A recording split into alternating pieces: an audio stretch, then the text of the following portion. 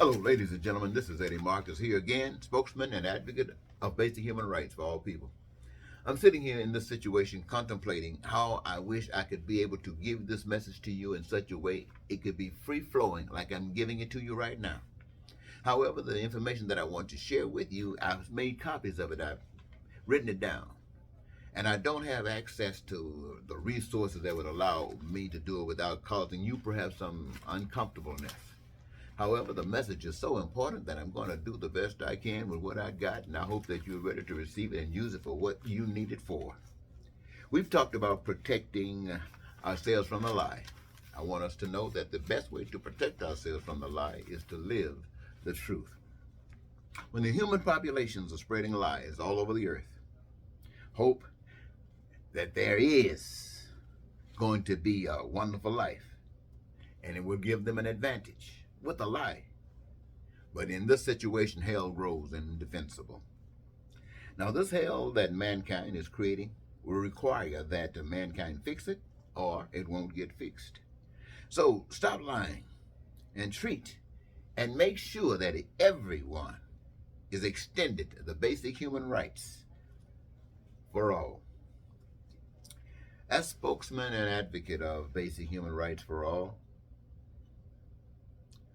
whose responsibility it is to promote the establishment of the promised land, I must identify the results of 40 years of advocacy. The current status of America and the world affairs indicates that the human race is too committed to a fast track to the abyss to have any interest in the Creator's plan for life. Time and time again, I have identified the requirements to accomplish this end, this promised land, a land where its inhabitants have their needs, their wants, and their desires met. This includes, but not limited to, what I said before: food, clothing, shelter, education, healthcare, transportation, infrastructure, and all your minds, whatever they can conquer up the possibilities of its existence, is just an action away. Now, all of this can happen without lying. It can happen without cheating, without stealing, without crime, without violence, without hatred, without racism, without bigotry, without horror or war. Now, many of you hearing this, you don't believe it. It sounds too good to be true. And yes, it is too good to be true, according to the deeds of men. It requires a new person that's born again.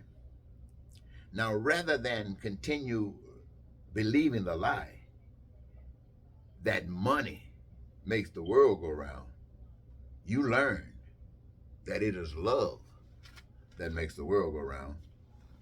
A love that provides the earth and all the resources that humans will ever need to achieve anything they pursue. A love that provides a gift, a talent for each individual that arrives upon this earth, that they may play a part in this manifestation of every need, of every want, and of every desire. Now, the joy of participation in the process, the participation in the process qualifies every citizen or person to extract from the resources of goods and services their part at leisure, without debt, without fees or money. The world, my friends, in America is motivated to activate the promised land. But my report to the people is that all are hellbound. Blacks, whites, men, women, Americans, and all other nations, including myself, we're hellbound. The lie has metastasized, and all the victims, even the good, are riding this hell train. Now, if you wanted to get more information, please view some of my other videos on YouTube or Facebook. But let me ask you this. Can the world be saved? And if it can, it will only be by the people who are dead like dry bones. They must rise again. I ask you, what advocacy here in America has proposal to create solutions here? Not the Republicans. Theirs don't go any place. Not the Democrats. They don't go any place. And any other political party that have risen up, they all dead if they are not here still. And yet, they have not done anything but added to the problem. I ask you, ladies and gentlemen, we are living this mess. We're living in this hell. We're living in this hole. And it's not going to go anywhere unless we fix it. And if we're sitting around thinking that we can do anything, just do anything and do that until some power turn into a man and come out of the cloud and straighten we up because we too darn stupid, too darn ignorant to straighten ourselves up, is going to take a miracle, someone else to straighten our situation up. If we are sitting around thinking that that's going to happen, I promise you, the earth will be blown up and every human being on it burn up, and they won't be doing it talking about cremation. They'll be doing it because somebody's doing it to you to get you out of the way, cause you pain and suffering and all of the evilness that you have and we have. Let me make sure that I say we have endured our entire lives if we don't fix it. Now I ask you, we got the politics continuing. You've seen the past 5 years. And you want to start this year, we're talking about going into the mid-season. Talking about 22, the mid-season, when you're going to get these other people coming in. When they're looking for things to turn around because you, the people, have not learned anything but to be like a recorder, a TV tube. Whatever just duplicates what it has seen, that's what we the people are told. That's what we the people are. And so this is what they're counting on. The problems, they exist. You're not trying to fix them. The Republicans not even addressing them. The Republicans have come with the idea that the only way to do it is to take control and impose it on people. Impose what on people?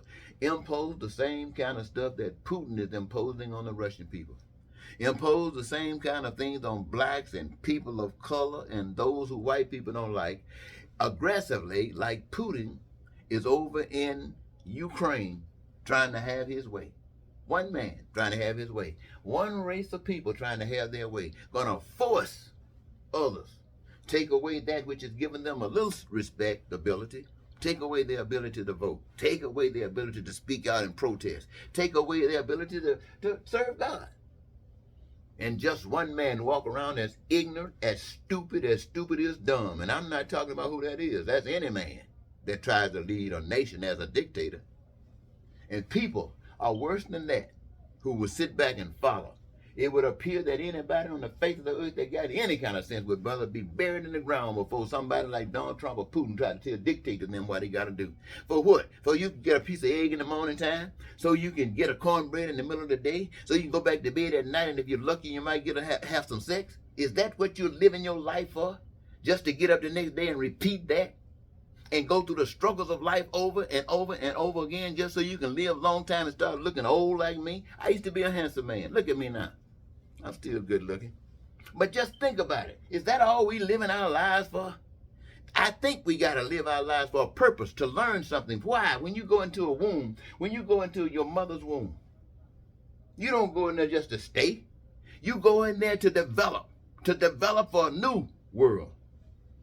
And everything that is supposed to aid you in that process does it. And at a given point in time, you come out into a brand new world. You think we're sitting up in here just rotting? Yes, you think that because you've been trained to think that, and people haven't been able to articulate the spirit of the loving God in such a way that you can understand that this is purpose, ladies and gentlemen. I don't know specifically what God has for us, but I know just as he got me standing here and got you standing there for something, It's there waiting on you. But we got to get our act together. And we don't have act together when we got devils walking. What do I mean by devils? Devils are those who perpetuate the ideas of lying and cheating and stealing and killing and all of this hatred stuff. That's what I'm calling the devil. And if you walk in those shoes, you can get mad at me calling you a devil, but the world knows you're a devil because they see your footprints. And what I mean by your footprints, they see the effects of your living. You can claim to be God if you want to. You can claim to be a God. And yes, you can say God sent you someone like that. But I have no problem with that. I mean, that's what I'm fighting. The God that has sent this hell on earth. That's what when I say fighting, I don't mean picking up my fist. I don't mean picking up no dukes. I'm trying to tell you that fighting is nothing but telling the truth and living and walking according at least to the truth that you know. And I guarantee you that the truth that you know is probably known by nobody else. And if you're living it, somebody probably putting you down every step you go. Why? Because they don't know nothing about the truth. They're walking in the dictates of men. You can tell, look at them. All of them walking in the same track. All of them walking in the same track, going to the same place. Ain't nobody getting nowhere as far as finding some way of liberation, finding some way of freedom, finding some way of exaltation from the hell to the heaven. And that's what we say we all desire. Well, I talk to you, ladies and gentlemen, because we sit here. This guy that's been connected to the American process for the past several years with all of the lies has asked foreign governments to come in and support him to overthrow the American process. Now, I want the American process overthrown, but by the spirit of love that comes from God. I'm not asking some murderer to come in here and overthrow the people. So to help you be a boss so you can have your hand on the bomb, not bomb, because you don't want to show no bomb. Not one dictator want to die. They talk that stuff about throwing a nuclear thing. They can do it till hell freezes over. Not a single one of them will be willing to push your button unless you push it first. Because they don't want to die. Because they know darn well it's over for them. Nobody's going to listen anymore. They ain't got no more power. So that threat don't mean nothing. Doesn't mean a thing. What I'm telling you, ladies and gentlemen, this is the opportunity for you to grow up. Don't think just because you seem to be making it along in this world that you're all right. You ain't all right. You're just making it all right in a system that's designed to make sure that you're not all right in regards to that which is all right. Yeah, I see a lady on the street today. I'm driving up to the stop sign in somebody else's car, and she's asking for somebody to give her some money. I got $1 in my pocket. I'm thinking to myself, that $1 ain't gonna help this woman. What this woman needs is some truth and some freedom. But right now she says the dollar. And so I'm going to give her this dollar. But I know this dollar means nothing as far as her liberation. But you know what? I know this. I know for 40 years I have been out here championing just this what you've heard me say. And you know I've said some good stuff. Those of you who are looking for some. Those of you who are not so brainwashed. Those of you who are not so... You know what? Let me just stop. Because I'm going to give you a little statement about something. I heard somebody talk about the Willie Lynch letter the other day. And they asked the guy to describe what the Willie Lynch letter really meant. He used the analogy that I often use sometimes. He says about, you're talking about institutionalized slavery and how simple it is, or not, but how effective it is if you try the certain basic practices. And what he offered was that if you take, a person that you want to, what you want to bring them down to the lowest low. You would take, let's just use what they did, black people. And now anybody before you get messed up, before you get indoctrinated, you will defend yourself. You look at a mouse on the floor and you say, I got to get that mouse. That mouse think you get him, that mouse gone. Got to get away. And even an ant got to get away because they want to survive for one reason or another.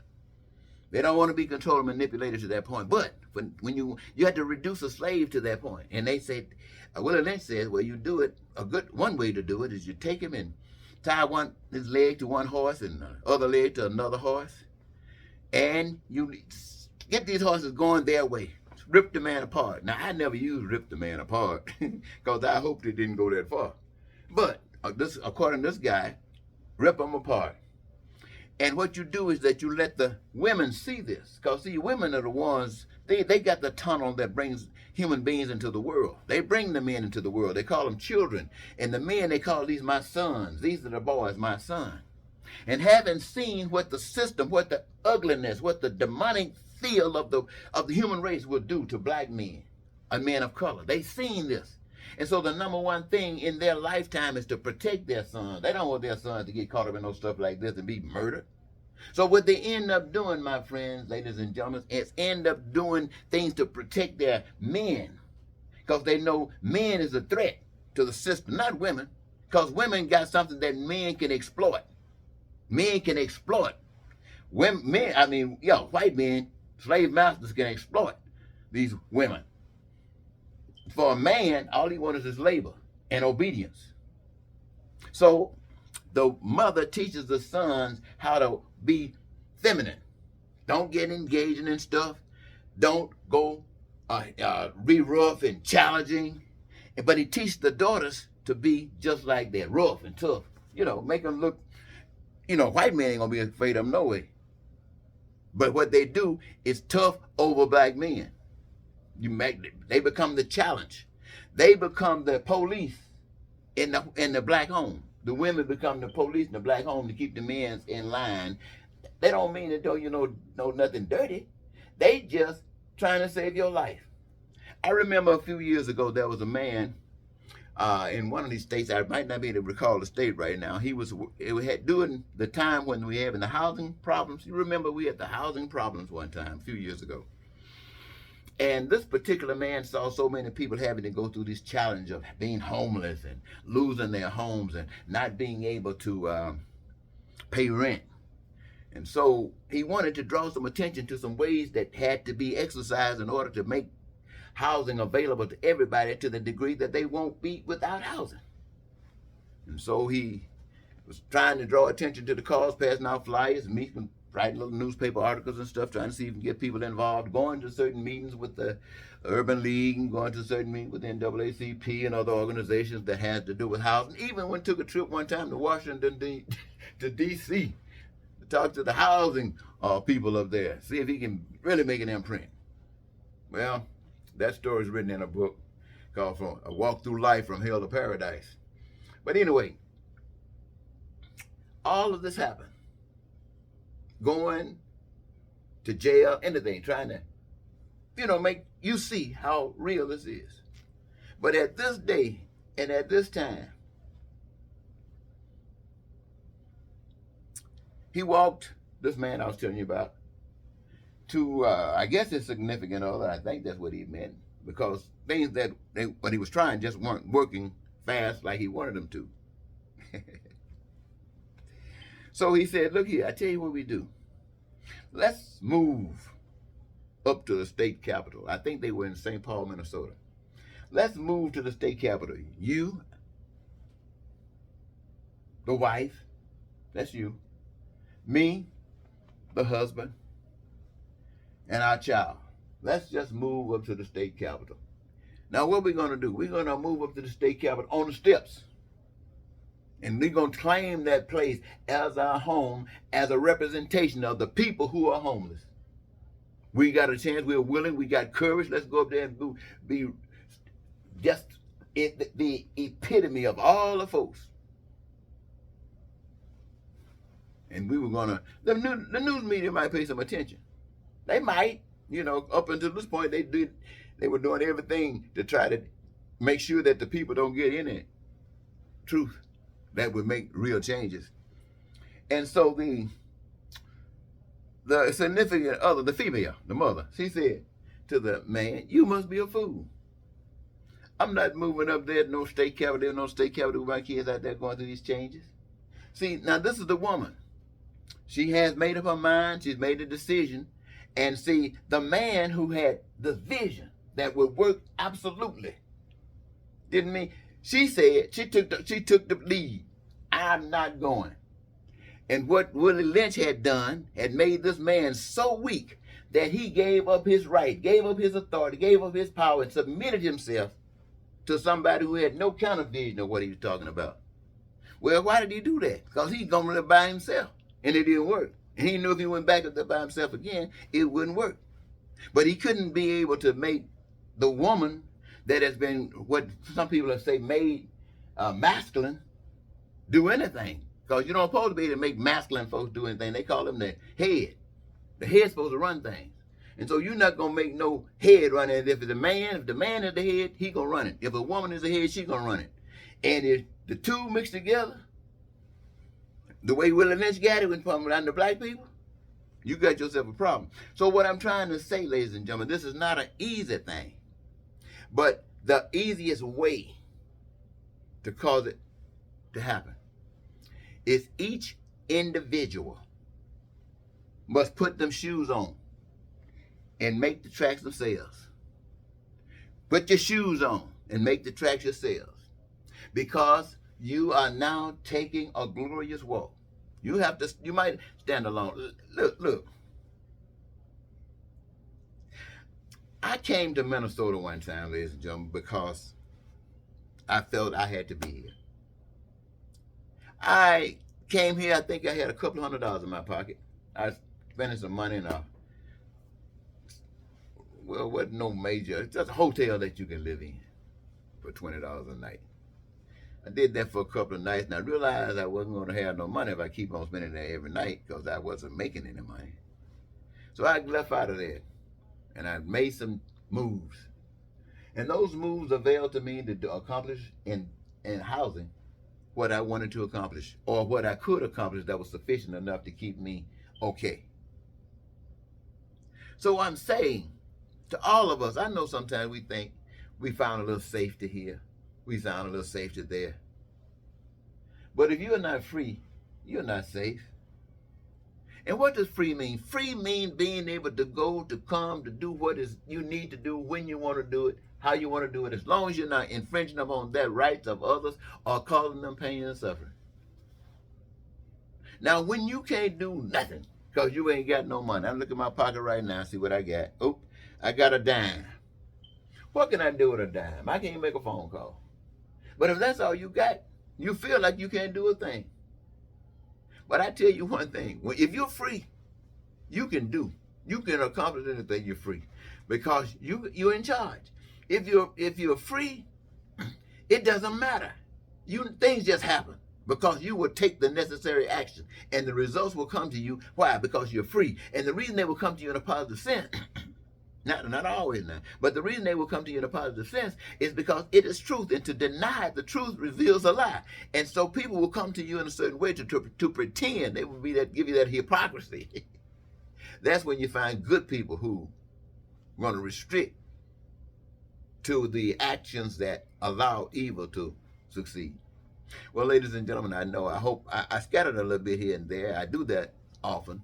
And I want to apologize if I cause any of you who are trying to give it your best shot to get whatever I get and miss it because I'm rambling. Hey, well, that's life. I want to thank you anyway for giving me this your time. And for those of you who can grasp it, I want to love you. Only though, if you can use it. Use it for something. Maybe just to put your shoes on. We're not asking you to lead anybody anywhere except yourself. And I'm not trying to lead you. I'm trying to share my truth with the truth that you already have and put it together and let it be a marriage that can lift you up better than the stuff that people divorce. Until next time, ladies and gentlemen, this is Eddie Marcus saying goodbye.